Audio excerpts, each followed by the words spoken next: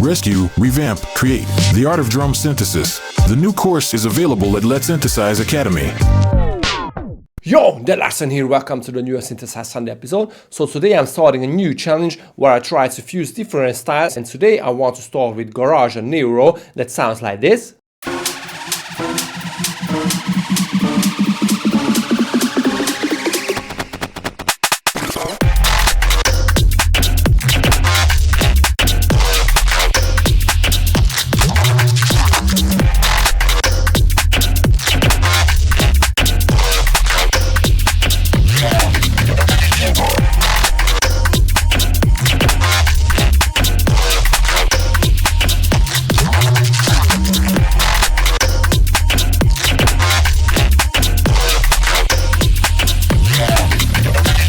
Please drop your suggestions below what style you want me to use next time. But if you want to grab this project, go to my Patreon and click here for my academy. You already know that. And right now, let's jump into it. Right, so this is how I fused garage and neuro.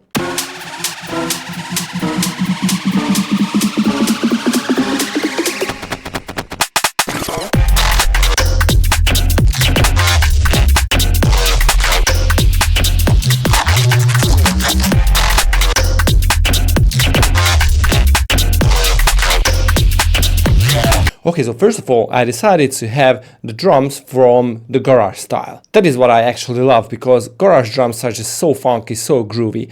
And there is one really important ingredient to have this funky, groovy style, and that is the swing.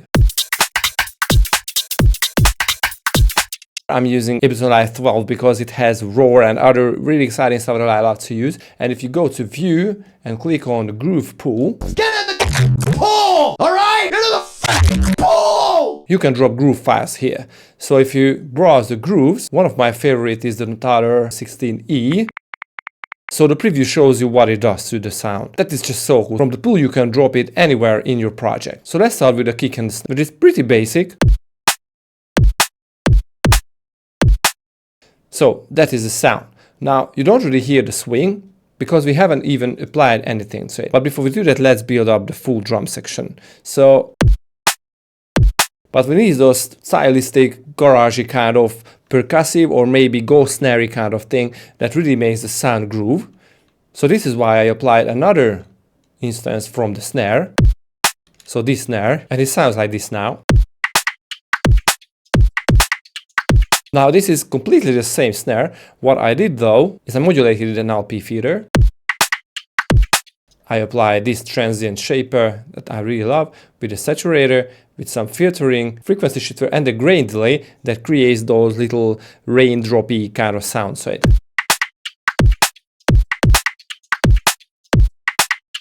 Click on the Notator, but first pull back it to 90, the timing. And if you drop it here,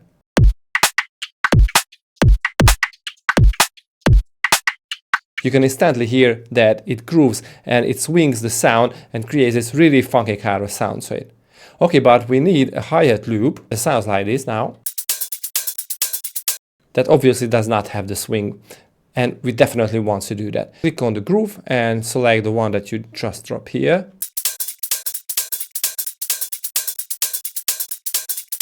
So what it does is basically just delays the 16th notes, and this creates the groovy feel. Okay, so all together. But this is not enough. So I created another drum rack where I applied a really simple hi-hat loop and another clap. This garage clap. It's more like a side stick or something, but the point was to have something that sounds really close to the original snare that I used. Okay, so I built up this sound. I'm using one clap sound, but I automated the transposition, as you can see here.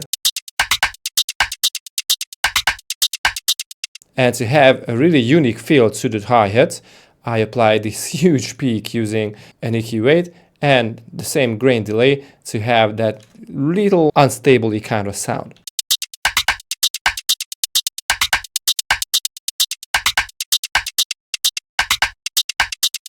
It does not have the swing on, so let's go with the groove. Click on the swing notator. with a hi-hat loop. Okay, and the main drums. But let me show you how it sounds without the groove.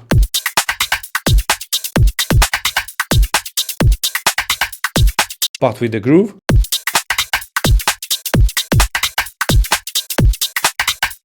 So we are having the authentic garage beat, so let's do something with the basses. Okay, so the first step is always to have something on the first beat, on the first note. So luckily I have an awesome sample pack that I made for Loop Masters like 10 years ago or something like that. And I found a cool one that I really loved.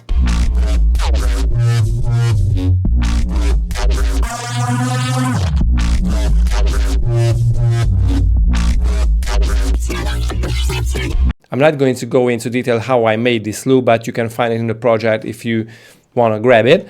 Basically, I use Massive, FM8, Serum, stuff like this. It's quite complex. So if you buy something from store or something like that, and you can chop it off. So I decided to go with this first hit. It has this really nice synth on top of it, so it sounds really great as a first hit. So I have this for the first hit. And I wanted to have something similar on the third bar, so again on the first hit. So this is why.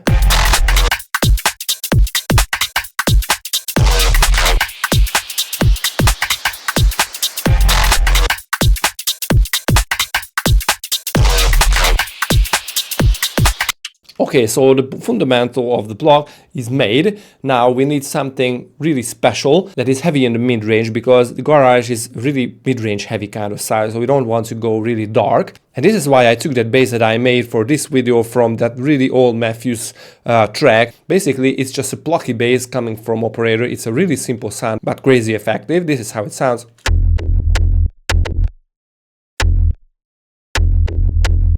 Okay, but I was like, this sounds cool, so what I wanted to do is have something in between. I went with the groove, so pom pom, pom pom. I wanted to have something like that. So right now,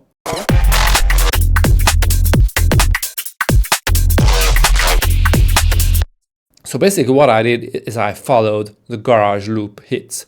So this is one hit, this is one hit here, and this hit here. So it can help you a lot if you follow the beat. If you have cool percussion or funky fillers or whatever, it is really simple. Just try to pick your favorite hits and, you know, put something there as a stack bass or whatever. I basically did that. But I was like, this does not sound good at all, so let's drop something on top of it. So this is why I went to the factory library and I took this sound, just a regular percussion that sounds like this.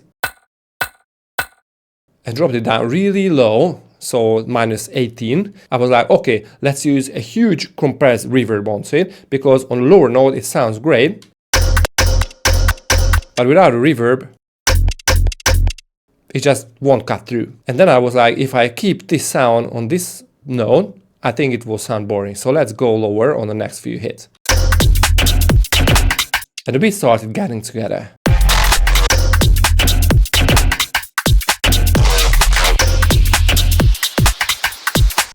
And I was like, okay, let's drop something here in the middle.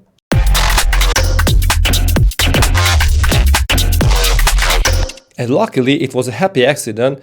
This little melodic change, rum rum, sounds so cool. So it was not intentional, but it gives really nice melodic kind of harmony kind of feel to it. So once again, the first hit was really important. I decided to have a different first hit on every third bar. And I have the plug bass that really creates the groove. Obviously, this is really important to have the swing turned on them. I had to find something to the end on every fourth bar. And that is where the EU5 bass came handy. Remade the 1-minute Reese bass from EU5's video and added my own twist to it. My own twist was adding a vocoder and a flanger to it and some EQ modulation. So without these, this is how it sounds. But I was like, this is too distorted, too different from the shots that I already have. So these guys, these are quite smooth, so you don't really hear too much of distortion here. Obviously there are some, but it is not that noisy, not that furry. So this is why a vocoder can create a really nice job. So you don't hear that heavy distortion, heavy noisy compressed kind of sound. But I was like, okay, let's add a little more twist to it using a flanger that creates a metallic tone. But in the mix it didn't sound quite good.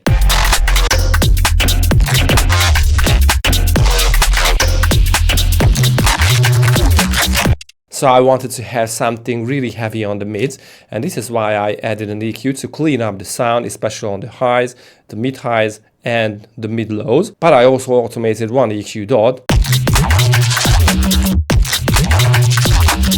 that creates an awesome movement. Also, it creates a nice mid-range to it.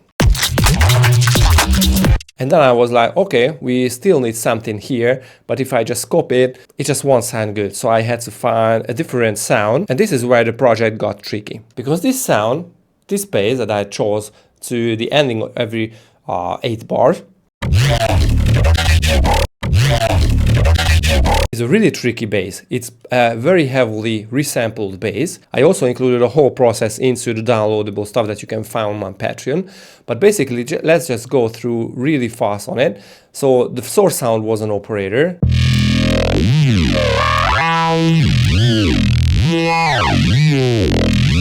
So as you can hear, I applied some pitch movement that actually is really important, because that is what creates those awesome little tones that you won't be able to do if you start applying this pitch movement after the whole process. So after you finish the sound, I wanted to bake these movements into the sound, and when I applied different layers of process, it created these really interesting and exciting sounds. But basically the whole thing was just creating a crazy FM chain and a bandpass filter movement with 2 instances of OTTs.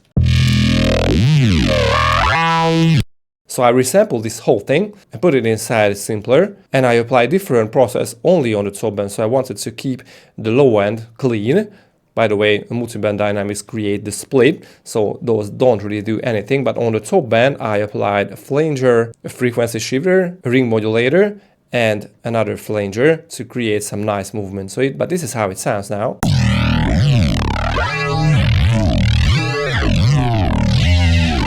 This creates, as you can hear, awesome movement, but I'm not having any pitch movement in the resampled version.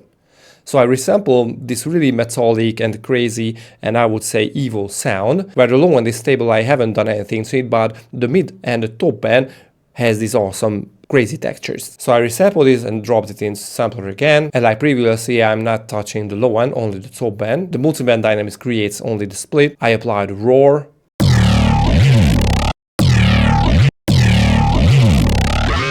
The roar created that nice angry texture. I created this transforming kind of then a reverb that can create some awesome metallic textures, especially if you play around with the volume, so with the tremolo.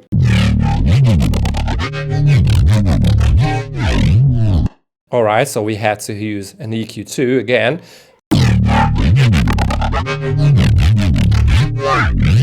That can bring up really interesting sounds, especially on the mid-range. Then an erosion,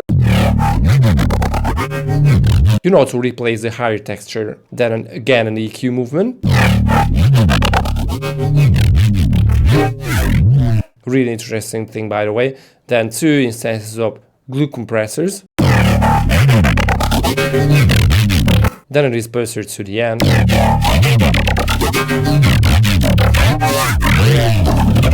So basically the whole thing got together, and all I had to do is just resample it and find my favorite part. So I can draw through and I can choose a different one.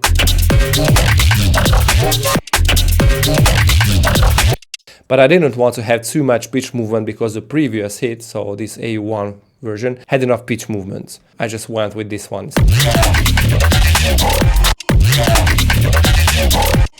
Okay, and from this point, I only had to add some risers, really simple stuff, and a vocal head, and create the intro for that.